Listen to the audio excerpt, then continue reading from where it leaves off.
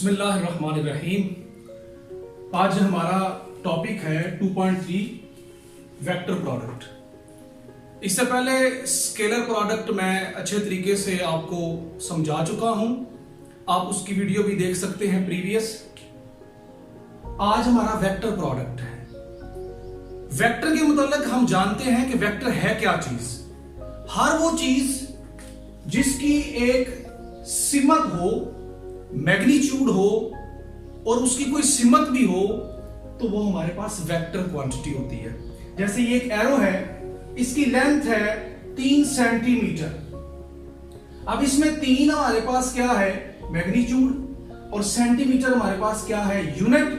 अगर सिर्फ मैग्नीट्यूड और यूनिट होगा तो वो स्केलर क्वांटिटी होगी। लेकिन चूंकि इसके अंदर एरो है, एरो में ये बता रहा है कि इसके अंदर मैग्नीट्यूड, यूनिट और साथ डायरेक्शन भी है, इसलिए ये हमारे पास एक वेक्टर क्वांटिटी है। तो वेक्टर प्रोडक्ट का मतलब क्या है?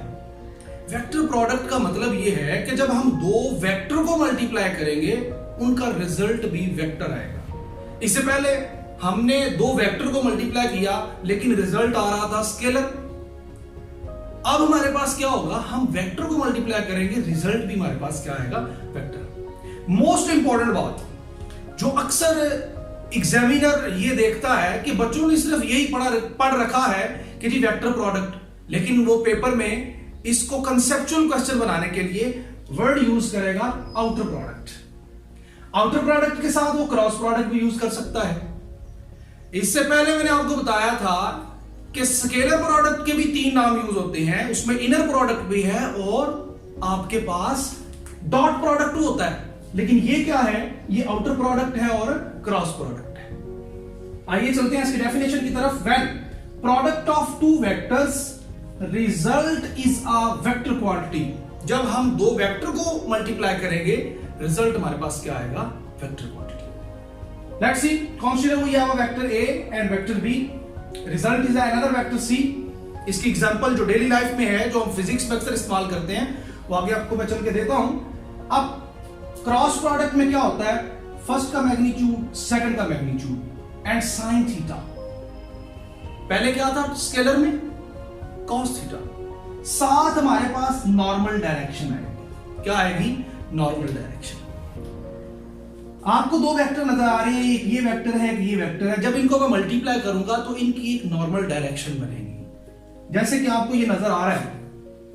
अब अगर मैं आपको बताऊं कि वेक्टर ए को वेक्टर बी की तरफ जब आप लेकर जाकर मिलाएंगे, मिलाने का मतलब यह है कि इनका प्रोडक्ट लेंगे, तो फिर एक नॉर्मल डायरेक्शन होगी। वो कैसे फाइंड आउट की जाएगी, with the help of right hand rule. Right hand rule, this is your right hand. आप इसको हैंड को वेक्टर ए के ऊपर रखें, आप वेक्टर ए नजर आ रहा है, और वेक्टर ए के ऊपर रखने के बाद अपनी फिंगर को वेक्टर बी की तरफ रोटेट करें। जब आप वेक्टर बी की तरफ रोटेट करेंगे तो ये जो आपका थंब की डायरेक्शन है, ये नॉर्मल डायरेक्शन है जो कि मैंने ऊपर बनाई है। अब असल में ये इस तरह है, आपकी तरफ है, लेकिन चूंकि व्हाइट बोर्ड के ऊपर बन नहीं सकती, सो इसको ऊपर की तरफ पेज के ऊपर या व्हाइट बोर्ड के ऊपर शो किया जाता है। ए को जब आप बी की तरफ लेकर जाते हैं तो your thumb, erected thumb will point out the direction of normal vectors and very important vectors in case of vector product. It's clear कि कैसे आपने इसकी डायरेक्शन फाइंड आउट करनी है नॉर्मल की। नॉर्मल बड़ी अहमियत का हामिल है, किस में, वेक्टर प्रोडक्ट के अंदर। इसके कंसेप्ट को अपने ज़हन में रखें, आगे चल के हम इसको यूनिट वेक्टर के अंदर देखेंगे कि कैसे ये इंपॉर्टेंट है। एग्जांपल डेली लाइफ में ये एल है हमारे पास। एल मेरे बच्चों एंगुलर मोमेंटम होता है, एंगुलर मोमेंटम। अब एंगुलर मोमेंटम एक वेक्टर है, आता कैसे है, जब आप आर और पी, मूवमेंट आर्म या रेडियस, और आपके पास जो है linear momentum P linear momentum होता है। पी हमारे पास क्या होता है, लीनियर मोमेंटम। जब आप लीनियर मोमेंटम और आर को मल्टीप्लाई करते हैं तो हमारे पास एंगुलर मोमेंटम एक वेक्टर प्रोडक्ट की सूरत में आ जाता है। दूसरा टॉर्क, अब टॉर्क आर क्रॉस एफ होता है, फोर्स और रेडियस, तो उसका रिजल्टेंट भी हमारे पास टॉर्क एक वेक्टर मिकदार आएगी जो कि आर एफ साइन थीटा के बराबर होगा। अब चलते हैं इसकी कैरेक्टरिस्टिक्स के मुताबिक। हमने स्केलर प्रोडक्ट की भी कैरेक्टरिस्टिक्स पढ़ी और हमने वेक्टर की भी पढ़नी है। मेरी बात याद रखिए, जो जितना मैं व्हाइट बोर्ड के ऊपर लिख देता हूं मेरे बच्चों, अगर आप इतना भी लिखाते हैं पेपर के अंदर, यकीनन आपको 90% से अबव मार्क्स वो आपको देगा।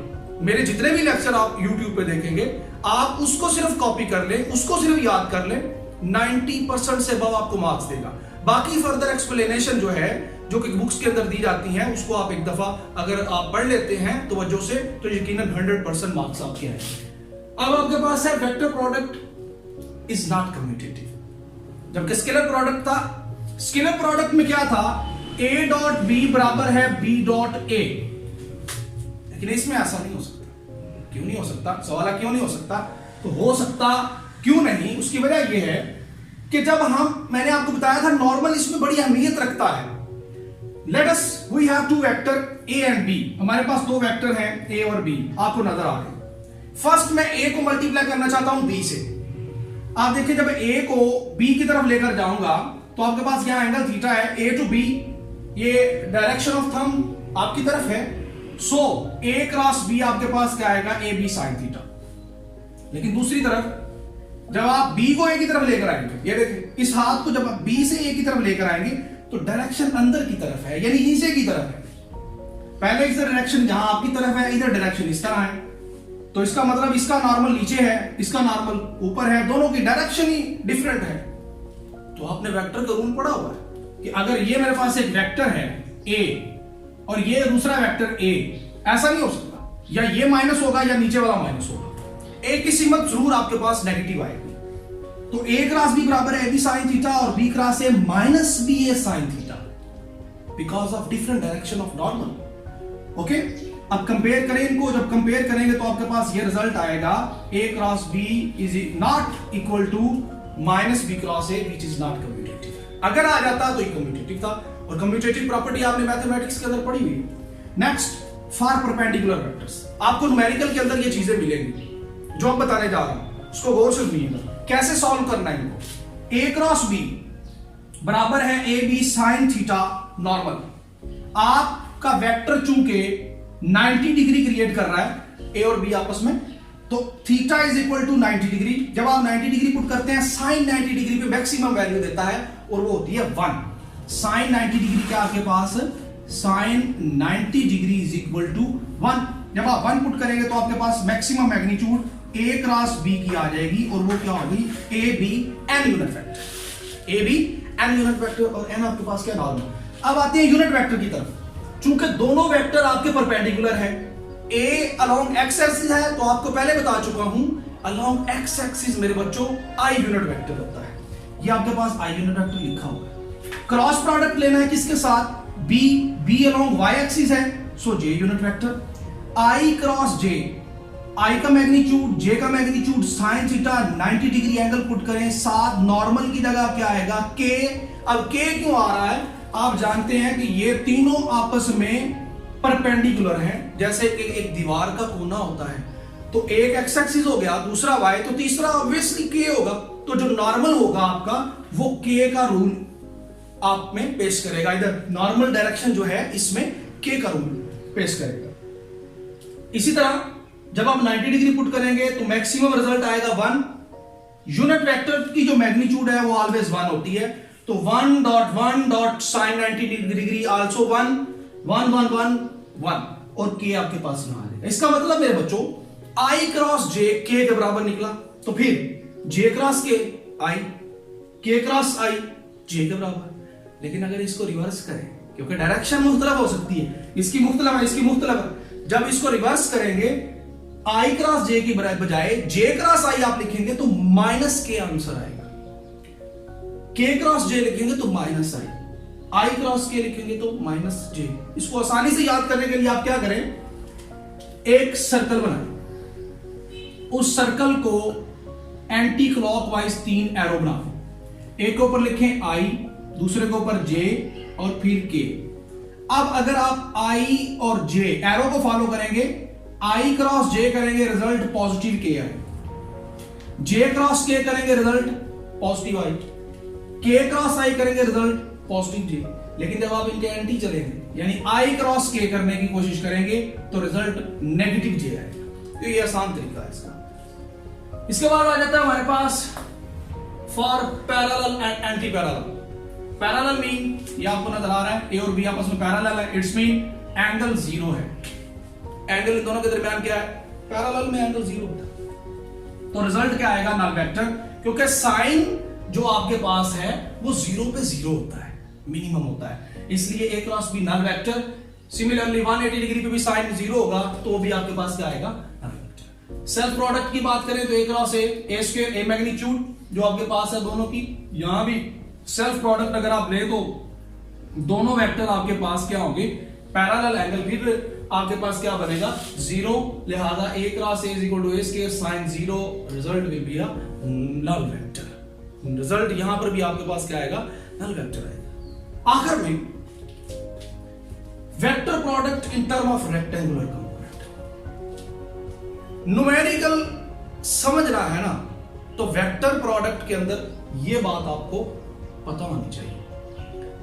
इसको दूसरे तरीके से भी मल्टीप्लाई किया जा सकता है। आप मेरा प्रीवियस लेक्चर देखें जाकर, जिस तरह मैंने आपको दिखाया है कि स्केलर प्रोडक्ट के दो रेक्टेंगुलर कंपोनेंट को कैसे मल्टीप्लाई करते हैं, लेकिन वो एक लॉन्ग मेथड है। स्केलर प्रोडक्ट को डिटर्मिनेंट मेथड से सॉल्व नहीं किया जा सकता। आपको अगर सॉल्व करना है तो वेक्टर प्रोडक्ट डिटर्मिनेंट मेथड से हो सकता है। आसान तरीका है, इसको समझ लेंगे तो दूसरा अपनाने की जरूरत नहीं है। ए क्रॉस बी है, ए एक्स ए वाई ए जी, ये किसके कंपोनेंट है? ये किसके रेक्टेंगुलर कंपोनेंट है? ए के। B X B Y B C ये किसके हैं? बी के। आपको अक्सर को ये लिखना आता होगा, 10th तक आपने ये पढ़ा था। मल्टीप्लाई कैसे करते हैं? ये आई को आपने सिलेक्ट करना है, यहां लिख लेना है, ध्यान से देख लीजिए। आई वाला कॉलम और रो दोनों छोड़ देंगे, बाकी जो बच गए हैं उनको आप देखेंगे। अब आप मल्टीप्लाई करेंगे इसको इसके साथ, ए वाई बी जी, जब इसको इससे करेंगे तो माइनस लगाएंगे, वो बनेगा बी वाई ए जी। ओके, अब क्या करना है? आई की बारी खत्म होगी, जे का काम है। जे सिलेक्ट करें, जे वाला आप क्या करें? कॉलम भी छोड़ दें, जे वाली रो भी छोड़ दें। अब आपने पहले पॉजिटिव लगाया था आई के साथ, अब नेगेटिव जे होगा। पहले पॉजिटिव है तो फिर क्या होगा? नेगेटिव। अब इसको इससे मल्टीप्लाई करना है, ए एक्स बी जी, इसको इससे करेंगे वेस्टली नेगेटिव लगेगा, ए जी बी एक्स या बी एक्स ए जी, जिस तरह आप लिख सकते हैं क्योंकि प्रोडक्ट है। थर्ड वन इज के। अब आप के को सिलेक्ट करें, कॉलम छोड़ दें, के वाला रो छोड़ दें, आपके पास बाकी ये चार एलिमेंट बचेंगे।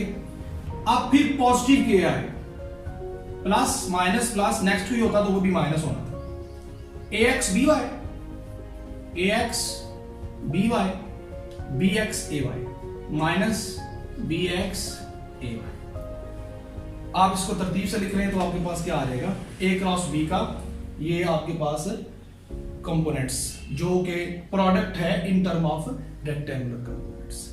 ये था हमारा आज का लेक्चर, जिसमें हमने पढ़ा है कि वेक्टर प्रोडक्ट क्या है। ये पेपर में लॉन्ग क्वेश्चन आता है, कई बार आ चुका है, इस बार भी आने की बहुत ज्यादा चांस है इसके।